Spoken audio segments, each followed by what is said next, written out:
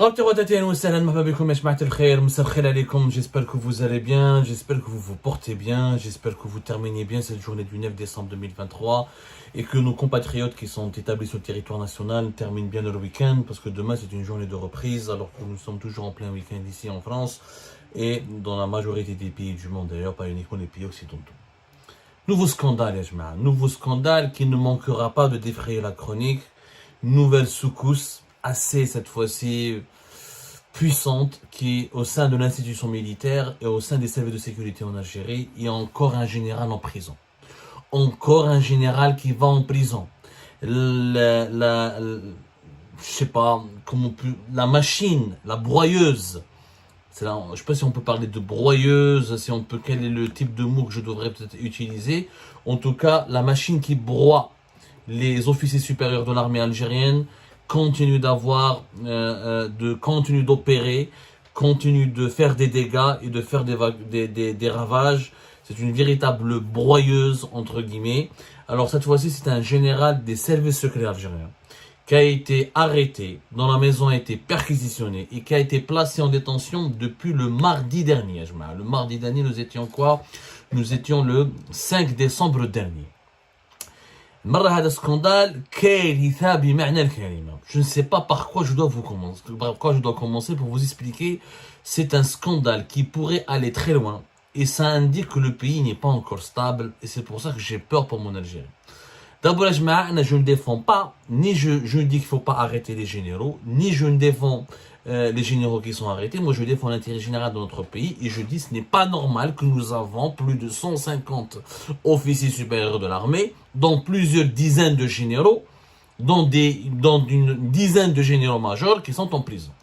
Cette fois-ci, c'est le général Smaïl Afjan. Smaïl Afjan, qui était l'ex-patron de l'une des directions les plus importantes des services secrets algériens, qui est la direction générale du renseignement technique, Smaïl Afjan, qui dirigeait la DGRT. La DGRT, c'est quoi? La DGRT, c'est la direction générale du renseignement technique, elle regroupe tous les moyens et les unités logistiques qui sont chargés officiellement de la collecte du renseignement à travers les écoutes, à travers l'espionnage technique, à travers le piratage, à travers les transmissions, tout ce qui concerne les communications téléphoniques et électroniques ou les transmissions téléphoniques et électroniques.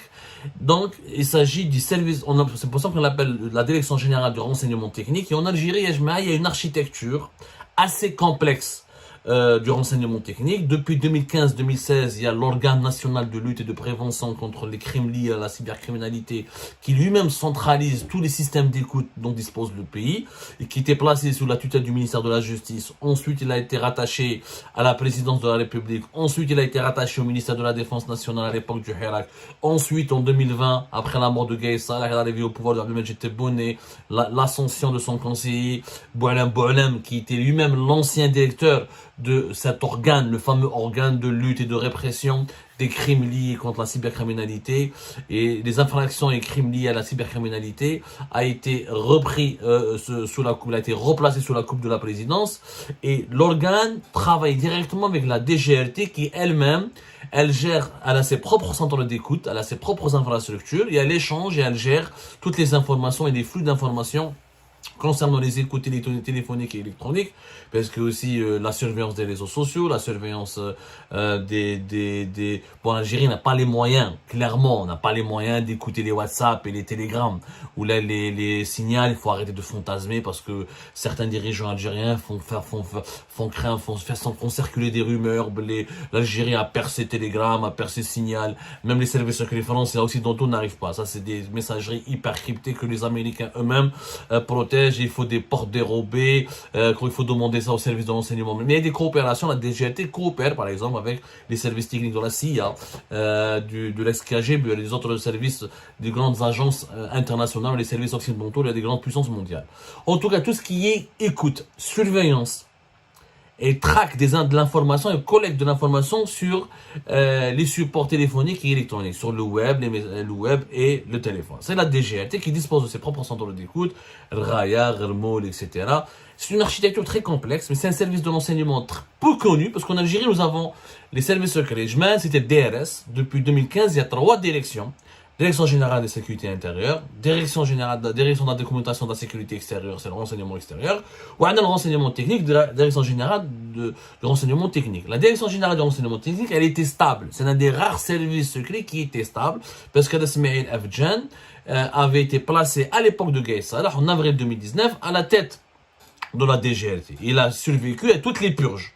Contrairement à la DGSI qui a connu plusieurs changements, Jara Bouazza, Bouazza Rajdi, Rajdi Jalek Halmejdoub, contrairement à la DDSE, il y avait Kamel Remli, ensuite il y avait Général Youssef, Bouzid, ensuite il y a eu Aoud Jalek Halmejdoub, Jabou Rajdi, Badra Rajdi, Jabou Nana Jabbar. Le service de renseignement technique était stable. Ismail Afjan, avant 2019, il était le directeur régional du renseignement technique de la région de 5e Légion militaire de Constantine. Il avait pris donc le pouvoir à la tête de la DGLT dès 2019, où il est resté. Il est resté, où il s'avère qu'il a été limogé fin septembre, vers septembre 2023. Son limogeage est passé quasiment inaperçu, personne n'en a parlé.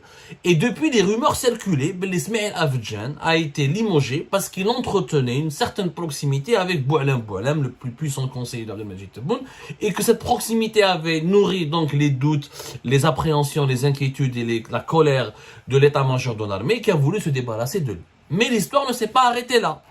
Il y avait encore d'autres informations. Alors, l'information de la proximité avec Boualem a été confirmée, ce qui d'ailleurs pas un scandale en soi, parce que Boualem, conseiller chargé des affaires juridiques et judiciaires, avait repris il n'était pas le patron direct de l'organe, le fameux organe qui centralise tous les systèmes et les collectes des informations, tous les systèmes d'écoute téléphonique et électronique. La DGLT travaillait obligatoirement avec Boualem en tant que conseiller d'un président de la République qui était en charge de ce dossier. Abdelmajid Tebboune, depuis le décret le 26 septembre 2023, il a donné à Boualem la qualité de interlocuteur des services secrets en charge des enquêtes d'habilitation et des dossiers judiciaires les plus lourds du pays. Rappelez-vous, le décret le 26 septembre 2023. Donc, il était totalement logique que le général ait Boualem. Mais bon, il y avait autre chose que de la collaboration. Ce qu'on reprochait à Ismail Afjan, en tout cas au niveau de l'état-major de l'armée, on lui reprochait plus de la simple collaboration. Et à l'époque des informations non confirmées, rapporté où il a indiqué qu'il y avait un gros scandale d'écoute illégale et d'espionnage. C'est une affaire très très grave.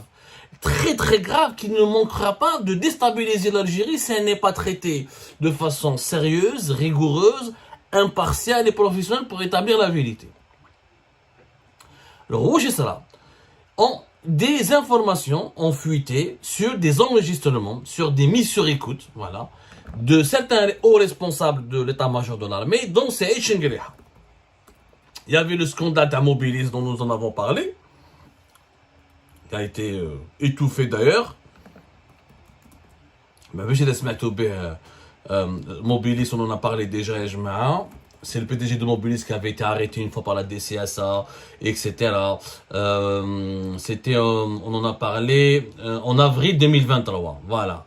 C'était début avril 2023. Le PDG de Mobilis avait été arrêté parce qu'on l'avait accusé. Une enquête de la DCSA, de la Direction centrale de la sécurité de l'armée, avait découvert que sur les lignes Mobilis, la majorité écrasante, pour ne pas dire tous les hauts responsables de l'armée algérienne, avaient des lignes Mobilis, avaient des puces Mobilis, et que l'opérateur Mobilis a utilisé ces réseaux internes, parce que les opérateurs téléphoniques mobiles ont la capacité aussi de mettre sur l'écoute, ils ont l'infrastructure nécessaire, sans que cela ne leur soit demandé par la DGRT, par l'enseignement technique.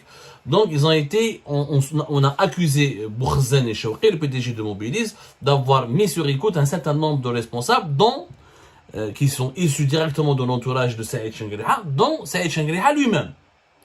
L'affaire a été étouffée même belle, ils ont voulu le mettre en prison, il n'a pas été mis en prison, ou l'affaire ça jusqu'à début de l'été 2023, Maintenant, depuis le limogeage de la général Ismail Afjan, les projecteurs se sont braqués sur lui. C'est lui qui a été accusé d'avoir détourné les moyens logistiques de la DGRT pour espionner et enregistrer les conversations et les échanges téléphoniques d'un certain nombre de hauts responsables militaires sans aucune justification légale, sans qu'il y ait des besoins expressément formulés par la justice militaire, sans qu'il y ait la moindre autorisation qui lui a été délivrée par l'état-major de l'armée. Et on soupçonne Smaïl Afjan d'avoir transmis ces enregistrements, ces écoutes, les contenus de ces écoutes et de ces échanges téléphoniques à des personnes issues du clan Tebboune ou à l'entourage de Tebboune et plus précisément à Boualem. Pour le moment, c'était qu'un simple récit. Moi, personnellement, je pensais que voilà, il y a tellement de rumeurs dans notre pays, il y a tellement de controverses. Vous savez, la guerre des clans en Algérie, le clanisme fait terriblement mal à notre pays. Il y a toujours le clan de X qui veut faire du mal au clan Y. Des fois, Saïd Chengriham lui-même n'a rien demandé, mais vous trouvez des zélateurs, ou Boualem lui-même, des fois, n'a rien demandé, mais vous trouvez des zélateurs qui demandent à leur place, qui essayent de l'excès de zèle, ils lancent des coups bas, ils font des complots, ils essayent d'atteindre, de faire du mal à ce qui est supposément présenté comme les adversaires de Boualem ou de Saïd Chengriham pour espérer obtenir des quelques faveurs ou quelques promotions ou rétribuer leur bon service ou leur mission, leur loyauté. Voilà, ils espèrent obtenir des privilèges en faisant Boualem il te fait avec le général, je vais l'attaquer comme ça, Boualem je vais le séduire, je vais lui plaire, il va m'aider, il va me soutenir. Chengriham n'aime pas avec le conseiller, je vais attaquer ce conseiller ou ce ministre, comme ça c'est Chengriham il va me récompenser plus tard, il va m'adopter, il va m'adouber. C'est comme ça, c'est ça le clanisme en Algérie, c'est consubstantiel au fonctionnement du régime algérien. Sauf que c'était qu'un récit. Il n'y avait pas de données précises qui pouvaient permettre d'incriminer Smaïl Afjan dans un quelconque scandale d'espionnage et d'écoute illégale. Eh bien, jusqu'à ce mois de décembre, le scandale éclate de façon sérieuse, puisque la DCS je dis bien la DCS, la Direction centrale de la sécurité militaire, sur ordre de la justice militaire, elle procède à l'arrestation de M. Smaïl, de général Hada Smaïl, général Smaïl Afjan. Il y a une perquisition qui a été accomplie et effectuée au sein de son domicile personnel. Et selon des sources, c'est là où les enquêteurs découvrent un certain nombre d'enregistrements, des documents sonores, sur des ordinateurs, sur des clés USB, etc. C'est un certain nombre d'enregistrements très sensibles qui impliquent des hauts responsables de l'état-major de l'armée. C'est ce qui a justifié rapidement son inculpation, sa présentation devant le tribunal militaire de Blida et son placement sans mandat de dépôt. C'est quand même grave, Yeshma.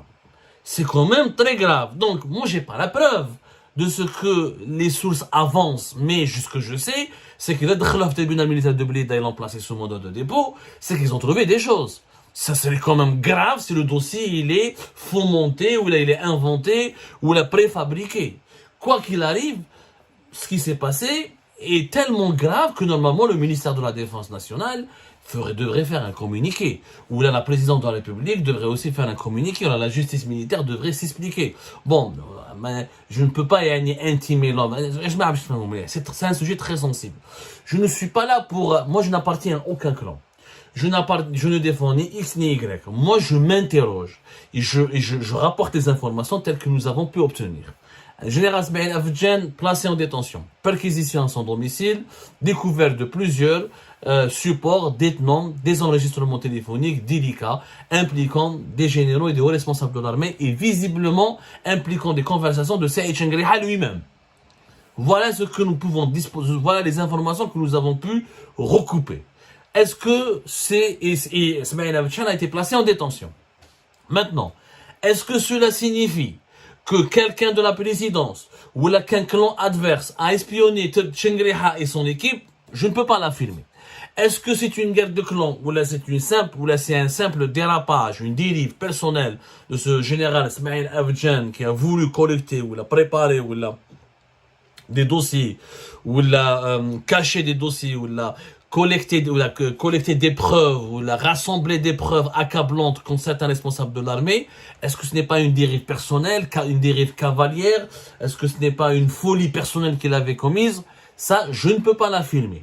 Ce que je peux affirmer, par contre, c'est que dans notre pays, il y a un climat d'instabilité, et c'est un climat malsain. Il n'est pas normal qu'un énième général soit mis en prison. Si Ismaël Afjan a fait des écoutes illégales, ou là a fait de la surveillance de façon illicite, sans aucun hors de tout cadre légal, il est nécessaire de faire une enquête et de lui demander des comptes et de comprendre le pourquoi. C'est inquiétant. Quand un service de renseignement aussi sensible que la DGRT, que la Direction Générale de Renseignement Technique, soit instrumentalisé par son propre responsable, hors de tout cadre légal, parce que leur boulot, voilà, le boulot de la DGRT, c'est d'écouter, c'est de surveiller, c'est de rassembler, mais il y a des autorisations, il y a un contrôle, il y a un cadre légal dans lequel il faut, les écoutes téléphoniques sont normalement encadrées.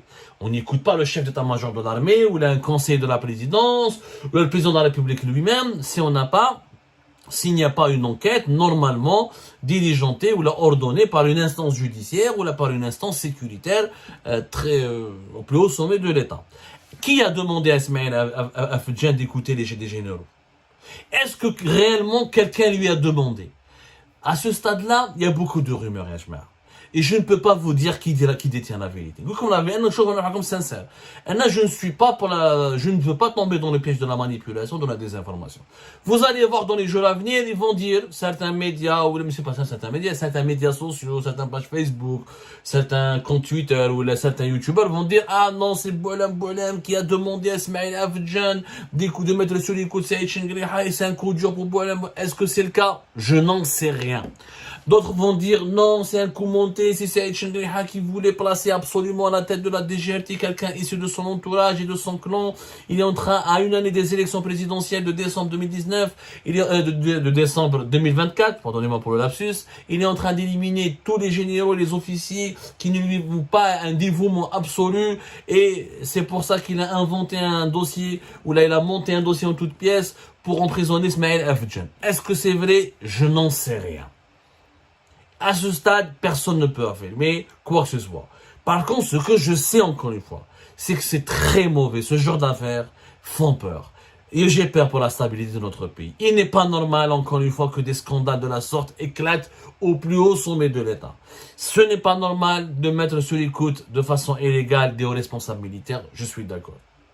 Ce n'est pas normal ce n'est pas normal qu'un énième général tombe, chute, il finit en prison.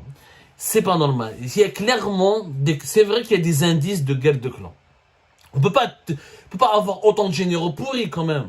Si on a autant de généraux pourris, c'est clair, c'est qu'il faut fermer boutique. C'est que Bladna Marahishi Ayedi Amina. C'est pas possible. C'est quelqu'un qui a été depuis 2019 à 2023 patron des services secrets techniques ou le patron du renseignement technique, il finit en prison parce qu'il est impliqué dans un grave scandale de surveillance illégale d'espionnage. Il a espionné les généraux de son propre pays, mais bref.